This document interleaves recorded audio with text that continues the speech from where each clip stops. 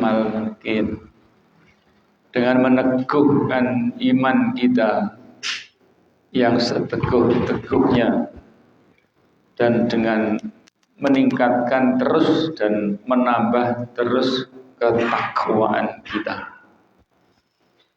sehingga dengan mensyukuri nikmat iman, Islam dan takwa atau iman, Islam dan ihsan kita itu, kita akan diberi balasan oleh Allah kehidupan di dunia yang bahagia dan kehidupan akhirat yang berbahagia juga.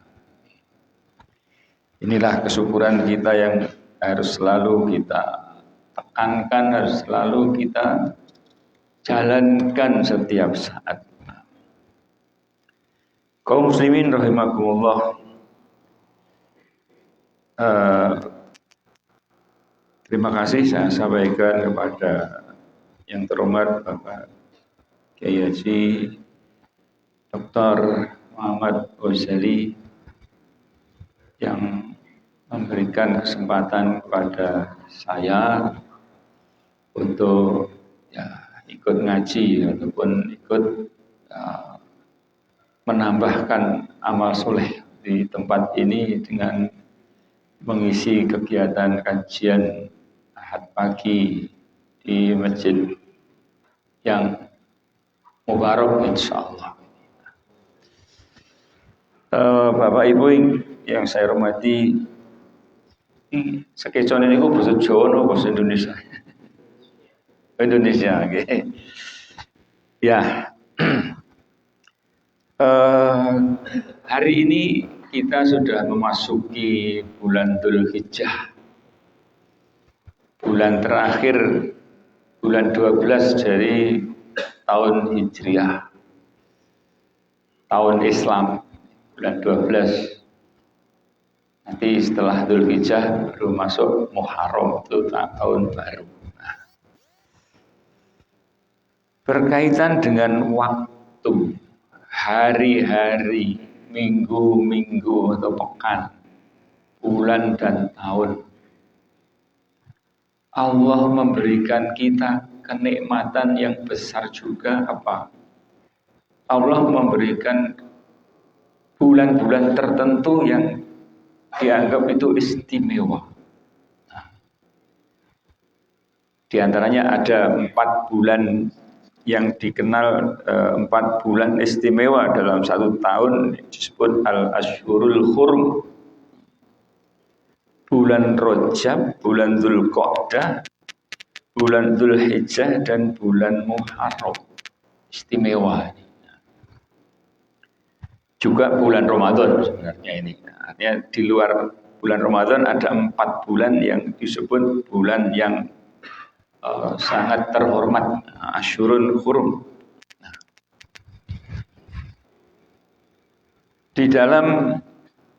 di antara bulan-bulan yang saya sebut tadi itu ada juga hari yang diistimewakan oleh Allah, dan itu juga menjadi kenikmatan bagi kita.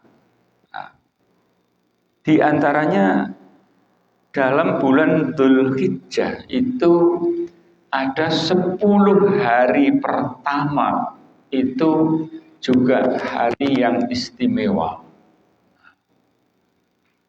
Dalam surat Al-Fajr disebutkan wal fajri walayalin asyr, demi fajar dan demi hari-hari yang 10. Yang dimaksud hari 10 ini menurut tafsir ada yang mengatakan 10 hari pertama bulan Dzulhijjah.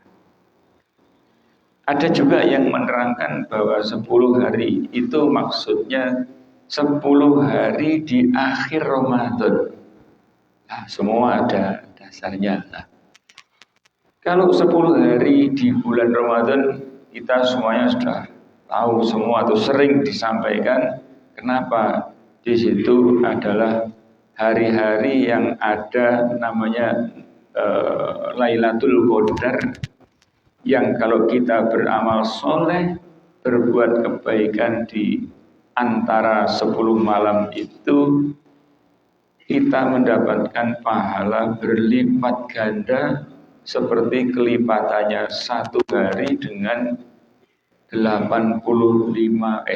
dengan 1000 bulan atau kira-kira 84 tahun. Nah, di 10 hari Dzulhijjah, dan hari ini sudah masuk tanggal 2. Ini juga ada keistimewaan oleh Allah. Kenapa? Karena di 10 hari bulan Dzulhijjah itu Allah memberikan pahala amal soleh kita dengan pahala yang berlipat ganda. Berlipat ganda besarnya. Ini ada hadis-hadisnya yang menerangkan itu ada. Maka dalam kesempatan ya ini hari Dzulhijjah ini, mari kita baca, kita ngaji beberapa hadis yang berkenaan dengan keistimewaannya 10 hari bulan Dzulhijjah. Di antaranya ada satu hadis mengatakan begini, ma min ayyamin a'dhama Abdullahi. Salah. Artinya besarnya, agungnya hari-hari 10 hari di awal Dzulhijjah itu tidak ada yang nandingi, tidak ada yang melebihi dibanding dengan hari-hari yang dua. Nanti tanggal 9 ada puasa, namanya puasa Arafah. Nah, kemudian saya baca lebih dulu hadis yang lain yang artinya mendukung seperti itu juga, atau mungkin lebih jelas lagi, ma min ayyamin al-amalus sholihu fiha afdalu min ayyamil ashr. Qila walal jihadu fi sabilillah, qala walal jihadu fi sabilillah. Ini maksudnya, tidak ada hari-hari di mana amal soleh di dalamnya itu lebih afdal, lebih besar, lebih utama dari 10 hari. Dikatakan atau ditanyakan kepada Rasulullah, tidakkah lebih besar dari jihad fisabilillah? Artinya jihad fisabilillah itu artinya berjuang di jalan Allah itu pahalanya besar. Apakah besarnya 10 hari Dzulhijjah itu juga lebih besar daripada jihad fisabilillah? Iya. Juga tidak lebih besar daripada jihad fisabilillah tidak lebih besar pahalanya daripada amal soleh di 10 hari itu. Kemudian dilanjutkan lagi, ya kecuali, illa rajulun kharaja bi nafsihi wa malihi fi sabilillah tsumma lam yarji min dzalika bi syai'in. Dikatakan kalau jihad fisabilillah juga tidak lebih besar pahalanya daripada 10 hari Dzulhijjah, kecuali kalau jihad fisabilillahnya itu dilakukan oleh orang laki-laki yang keluar membawa dirinya dan hartanya, berjuang di fisabilillah itu dengan jiwanya dan hartanya, kemudian dia mati di jalan Allah itu tidak kembali lagi dengan apa-apa. Artinya mati di medan perang dan tidak ada lagi mungkin yang tinggal namanya, hartanya juga tidak ada juga, itu baru pasti lebih besar daripada 10 hari Dzulhijjah. Kalau jihad biasa, pulang mungkin perang di jalan Allah, pulang menang, kemudian pulang membawa harta rampasan, wah itu belum lebih besar daripada 10 hari tadi.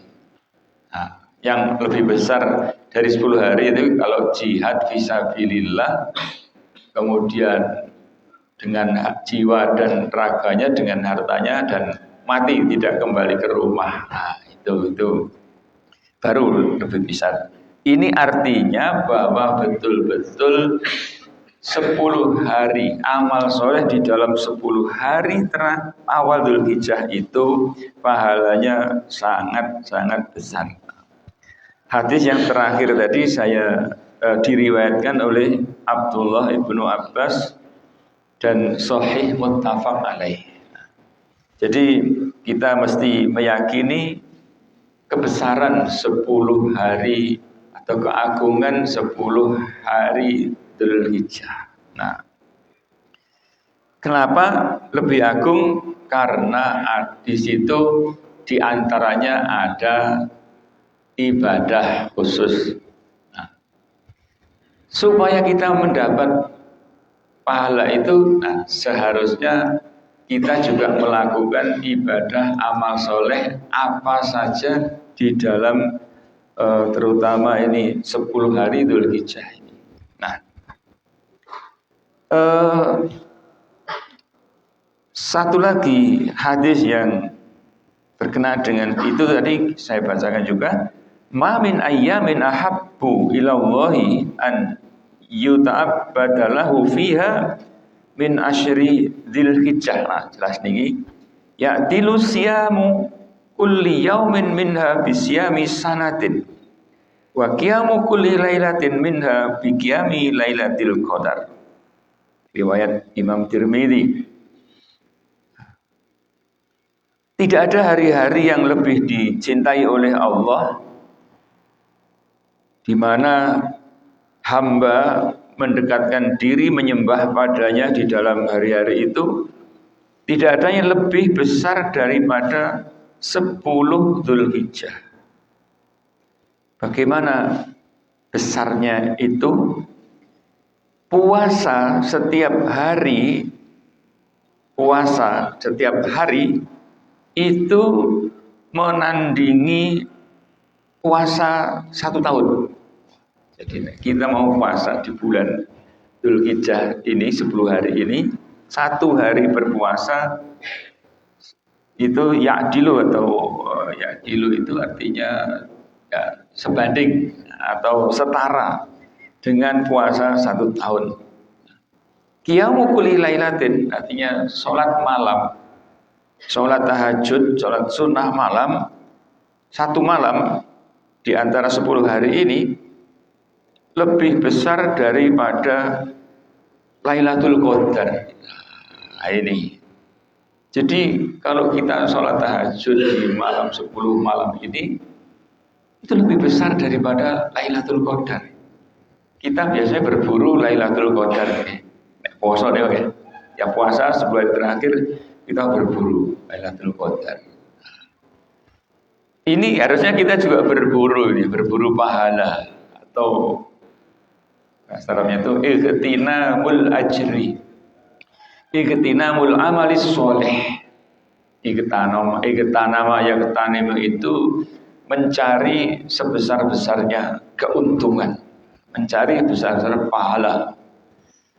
Ada hadis mungkin sangat populer itu ightanim khomsan qabla khomsin, itu artinya carilah sebanyak-banyaknya keuntungan di dalam 5 perkara sebelum datanya 5 perkara. Itu berarti ini kalau kita masih dikasih nikmat umur 10 hari Dzulhijjah ini lebih besar daripada 10 hari Ramadan, akhir Ramadan, Lailatul Qadar. Nah, kita seharusnya juga mengejar kesempatan ini. Berarti 10 hari kita ini adalah ibarat orang tani gitu, atau orang buruh tani. Oh, wayai panen, waktunya panen padi, kita perlu biasanya itu nek orang kampung terus ada derep ya. Kalau dulu itu derep itu artinya buruh memotong padi. Nah, hasilnya banyak pada waktu panen itu. Nah, makanya apa yang kita lakukan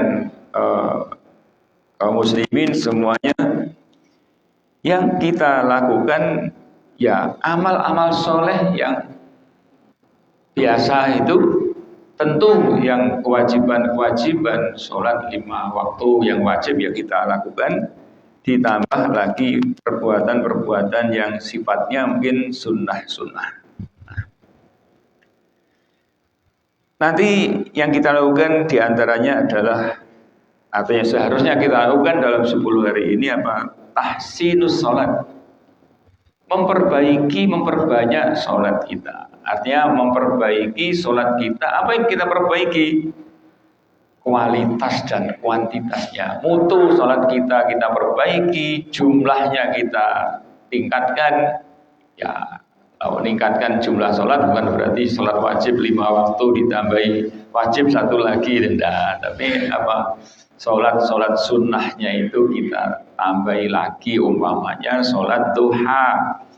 Kalau mungkin sholat duha mungkin hanya jarang-jarang, nah mari kita lakukan dalam 10 hari itu selalu sholat duha, ataupun rakaatnya sholat duha itu kan bisa dari 2 rakaat sampai 8, atau ada mengatakan sampai 12 rakaat.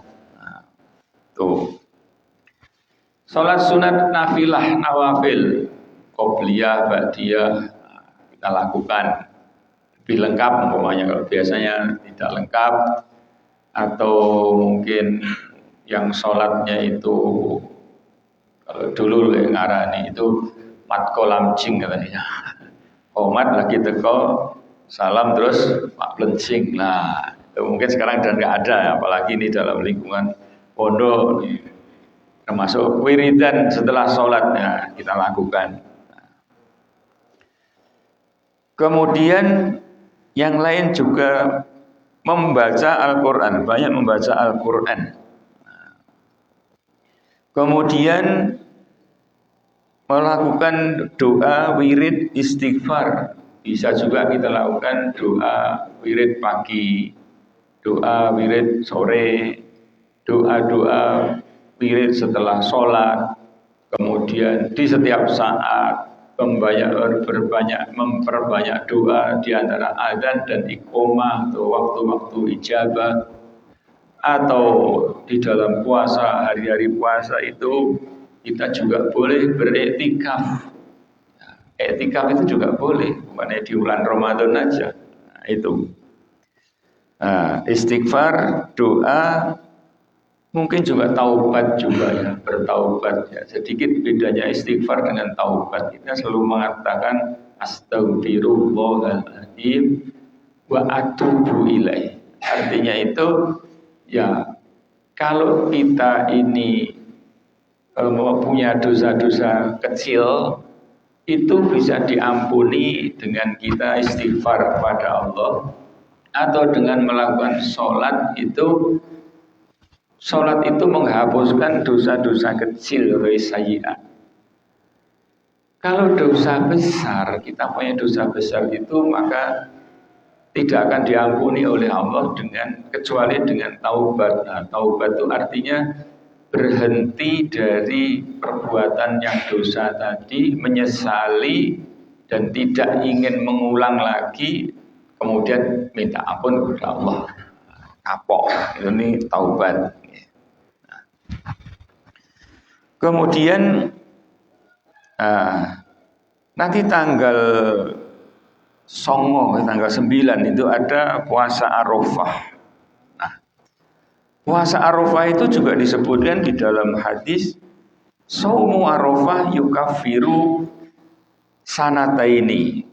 Nah, madiyah wa mustaqbilah. As-shaumu Asyura yukaffir sanatan madiyah. Nah, ini hadisnya mengatakan puasa di hari Arafah tanggal 9 Dzulhijjah itu menghapuskan dosa 2 tahun. 1 tahun yang lalu dan 1 tahun yang akan datang. Masya Allah. Coba nih. Puasa 1 hari menghapuskan dosa-dosa kecil atau sayiat setahun yang lalu dan sayiat yang belum dilakukan itu sudah dihapus dosanya. Nek ngono kesempatan ya kalau kita berbuat buruk aja terus nanti kemudian melakukan puasa Arafah, dosa kita akan hilang dengan puasa Arafah. Ya tidak begitu. Niku nanti ada hadis, nanti kena hadis yang lain begini maksudnya itu. At-taibu minadz dzambi kaman la dzambalahu. Orang yang bertaubat dari dosanya itu seperti orang yang tidak punya dosa lagi. Tetapi wal mustaghfiru min rabbi wa huwa muqimun alaihi kal mustaghfir rabbi. Tetapi orang yang minta ampun kepada Allah, tetapi dia tetap melakukan yang buruk-buruk, itu seperti orang yang mengejek Allah. Jadi nek ngono, kalau ada orang memahami hadis ini, kalau gitu nggak apa-apa ya kita melakukan yang buruk-buruk, istighfar. Kita ada istighfar juga nanti karena dengan puasa Arafah sehari aja udah dihapus. Itu namanya ngejek kepada Allah itu ya, mengejek kepada Allah. Terus kalau gitu kita lakukan yang buruk-buruk, tidak boleh seperti itu. Karena sebenarnya amalan kita itu banyak yang perbuatan buruk kita ini banyak yang menghapuskan. Banyak amalan harian kita, amalan mingguan yang menghapuskan dosa-dosa di antara hari-hari, di antara minggu-minggu, di antara waktu-waktu yang ada. Gini, di antara hadisnya itu maksudnya sholat 5 waktu itu menghapuskan dosa di antara sholat satu dengan sholat lainnya. Sudah dihapus gitu. Jadi 5 waktu subuh, zuhur, asar, maghrib, isya itu subuh ini menghapuskan dosa dari isya tadi malam. Terus kemudian nanti zuhur menghapuskan di antara subuh dan zuhur. Sholat asar menghapuskan dosa antara zuhur dan asar. Begitu seterusnya nanti sholat isya menghapuskan dosa antara maghrib dengan isya. Jumatan juga begitu. Al-Jum'atu ilal Jum'ati mukaffiratun lima bainahuma. Jumat ini kemudian Jumat berikutnya dosanya itu sudah dihapuskan oleh Jumat ini. Jumat berikutnya nanti sudah menghapuskan dosa di antara Jumat yang lalu dengan kasih Allah kepada kita itu seperti itu. Kemudian tentang puasa Arafah. Nanti puasa Arafah itu juga ada pahalanya begini. Siyamu yaumi Arafah ahtasibu 'ala Allah ayyukaffiras sanatal lati qablahu was sanatal lati ba'dahu. Wasiyamu Arafah wasiyamu yaumi Asyura ahtasibu 'ala Allah ayyukaffiras sanatal lati qablahu. Diriwayatkan oleh Imam Muslim. Puasa 1 hari Arafah, di hari Arafah, aku berharap kepada Allah agar Allah itu menghapuskan dosa-dosa setahun sebelum hari Arafah dan 1 tahun sesudah hari Arafah. Dan puasa Asyura, aku berharap kepada Allah akan menghapuskan dosa setahun yang sebelumnya. Jadi gimana nih puasa Asyura hanya sehari? Atau ada dalam fikih itu puasa Asyura itu karena itu oleh Rasul itu baru diniatkan atau secara hammiyah. Kalau gitu tahun depan aku akan puasa tanggal 9. Ternyata sebelum tanggal 9 Asyura Muharram tahun depannya Rasul sudah wafat. Maka ada mengatakan puasa Asyura itu ya boleh dilakukan tanggal 9 Muharram, makanya 9 Muharram atau 10 Muharram. Nah, ada mengatakan seperti itu. Itu menghapuskan dosa 1 tahun. Nah, tahun sebelumnya. Dan berapa yang menghapus tadi ya? 1 hari puasa Arafah menghapuskan 2 tahun sebelum dan sesudahnya. Maka ini mari kita kesempatan yang sangat baik itu kita lakukan. Setelah caranya ya, dia perbanyak amal-amal soleh, kemudian juga melakukan yang wajib-wajib.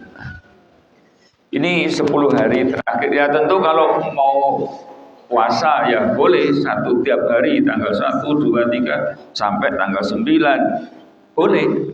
Karena siam yaumid ya, dikatakan puasa 1 hari berarti sebenarnya boleh tiap hari puasa, kecuali tentu kalau tanggal 10 Dzulhijjah itu sudah tidak boleh puasa lagi, karena itu hari raya ditambah lagi nanti hari tasyrik.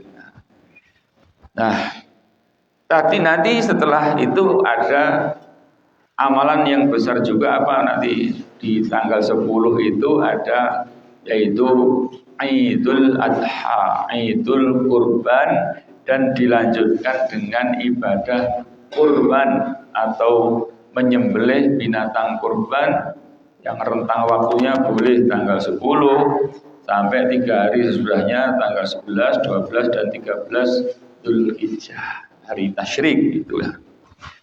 Bapak Ibu yang kami hormati, tentunya selain itu di bulan Dzulhijjah itu ada ibadah haji.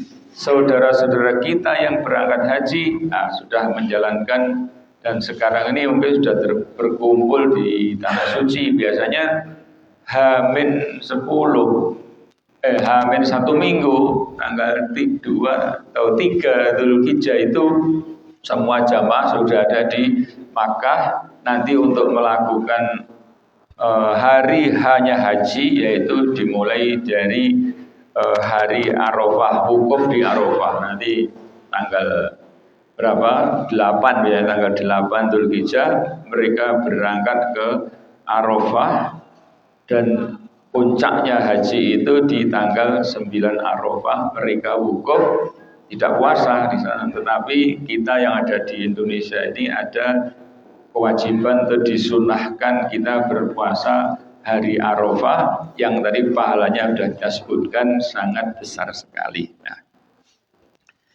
Bapak Ibu yang saya hormati, ini adalah sunnah-sunnah tuntunan yang ada dasar-dasarnya seperti itu, yang seharusnya ya kita teguhkan, kita laksanakan, kita tradisikan betul-betul. Ya, mungkin dulu-dulu nenek moyang kita mungkin tidak banyak tahu tentang hal seperti ini. Sekarang kan sudah banyak kajian-kajian lewat pengajian-pengajian, lewat buku-buku, lewat YouTube. Penjenengan madosi bab napa keistimewaan 10 hari Dzulhijjah nyen madosi wonten napa niku YouTube niku wonten niku yang menjelaskan tentang keistimewaan 10 hari Dzulhijjah. Banyak itu judul-judul di situ yang seputar itu banyak disebutkan. Nah, dulu kami ya masa kecil juga tidak ngerti kalau ada 10 hari Dzulhijjah itu istimewa, itu tidak ngerti dulu. Ngerti itu ya sudah baru-baru, udah agak tua-tua itu baru ngerti. Nah, kita sekarang juga ngerti ya. Mari kita hidupkan sunnah Nabi seperti ini, kita hidupkan. Ya. Dan jangan sampai kita ini malah menghidupkan sunnah-sunnah tradisi, upacara tradisi, upacara adat yang tidak ada dasarnya di dalam Islam.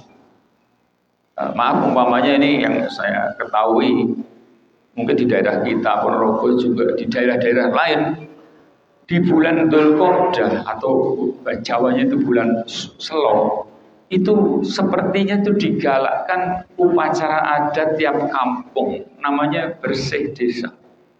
Betul Pak? Ada ya?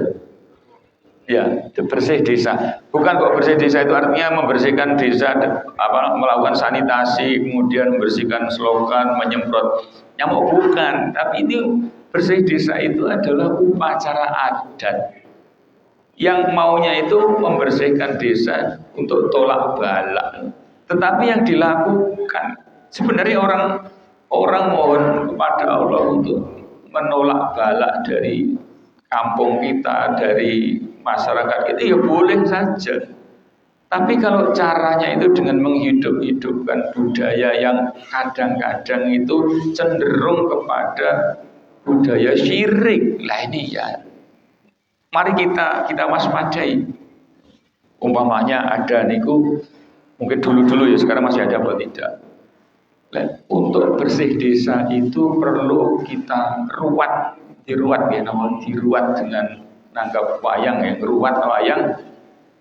Sebenarnya mungkin budaya wayangan secara murni itu enggak apa-apa, tapi kalau maunya itu melakukan wayangan ruat dalam artian itu untuk tolak bala kampung dari segala bala bencana, itu Islam tidak mengajarkan mohon keselamatan kepada Allah dengan cara ngeruat.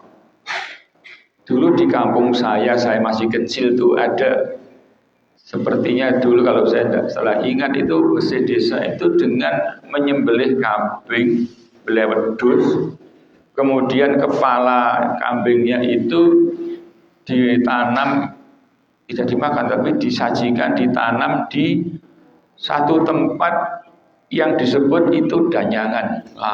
Danyangan ya. Danyangan itu sebenarnya, danyangan itu apa Pak? Danyangan itu orang yang membuka tanah di situ atau orang yang pertama membuka desa itu disebut danyangan. Tapi terus biasanya dimakamkan di tempat situ lah. Kemudian makamnya itu dianggap keramat, dimintai apa-apa, diruat, kemudian diberi sesajen apa-apa. Ini yang tidak benar. Danyangan ya boleh saja kalau memang ada sejarahnya. Oh di desa di sini itu dulu yang membabat hutan itu loh namanya kiai siapa itu kuburannya di sana. Ya boleh aja kita ziarah, tapi bukan kemudian datang di kuburnya diruat terus kemudian kita minta berkah kepada orang yang sudah tidak ada. Apalagi dengan cara yang jelas itu bukan Islam ya. Ziarahnya ke situ bukan pakai ziarahnya Islam. Nah itu tidak benar. Nah, maka yang kita hidup-hidupkan adalah ya ini sunnah-sunnah seperti ini. Nah, termasuk juga nanti setelah hari raya itu ada kurban, mari kita hidupkan kurban itu ya juga rentetan amalan di bulan Dzulhijjah kita lakukan kurban hewan. Nah, kurban hewan yang Islam ya ini ada di satu Muharram ya, satu Suro katanya di Ngebel itu masih dilakukan juga apa namanya larung sesaji. Itu sebenarnya yang kurban itu ya kayak gitu tuh kurban, tapi itu cara orang bukan Islam larung sesaji karena ada keyakinan katanya sing bau rekso. Yang bau rekso yang menguasai Telaga Ngebel itu adalah siapa gitu ya, baru kelinting ngomongnya. Katanya itu ya, maka itu supaya itu mendatangkan keselamatan, tidak mendapatkan ada mara bahaya, maka diberikanlah larung sesajen berupa mungkin kepala sapi, kepala kambing, kemudian dilarungkan di sana. Begitu juga mungkin di daerah-daerah pantai selatan terutama ya, pantai selatan Jawa itu banyak dilakukan seperti itu pada hari-hari tertentu, diantaranya di bulan Suro. Mungkin sejak dari Banyuwangi, pantai selatan daerah Banyuwangi sampai ke Jawa Barat, Pangandaran, Banten ini terus ke barat sampai di Banten di sana. Yang jelas mungkin kita pernah mendengar kalau di selatan tuh ada, Plato Selatan tuh ada penguasanya katanya, namanya siapa? Nyiro Kidul ya katanya. Sampai saya pernah ke Sukabumi, ke pinggir pantai Pangandaran itu ada hotel besar itu, di salah satu kamar itu tidak disewakan, tetapi itulah kamar yang menghadap ke laut itu salah satu kamar itu kamarnya Iro Kidul di situ ya. Kami sebagai dulu orang yang ziarah atau turis, kita itu dipersilahkan untuk melihat tempat itu, tempat kamarnya Iro Kidul itu. Di situ tempat kamar biasa, tetapi kemudian diisi beberapa itu orang kemudian melakukan syirik di situ, meminta sesuatu di kamarnya Nyiro Kidul, kamar berapa saya lupa, di lantai atas gitu, kamar 300 berapa gitu. Nah, ini yang harus kita waspadai ya, upacara adat, upacara tradisional yang berbau-bau syirik, berbau ajaran-ajaran yang bukan dari Islam. Nah, sementara sepertinya itu agak yang dianjurkan. Kita jangan itu. Yang kita hidup-hidupkan ya ini, yang ada sunnahnya itu. Nah, ya memang Islam itu dikatakan dalam hadis itu, Islam itu munculnya aneh. Dan nanti akan di akhir zaman akan aneh lagi. Maka justru berbahagialah orang yang dianggap aneh atau ghuraba. Siapa orang yang dianggap aneh di zaman sekarang ini? Orang yang menghidupkan sunnah-sunnah Rasul yang sudah dikubur atau dimatikan oleh umumnya orang. Sunnah dikubur, gak tidur, kemudian sekarang kita hidupkan, aneh jadinya.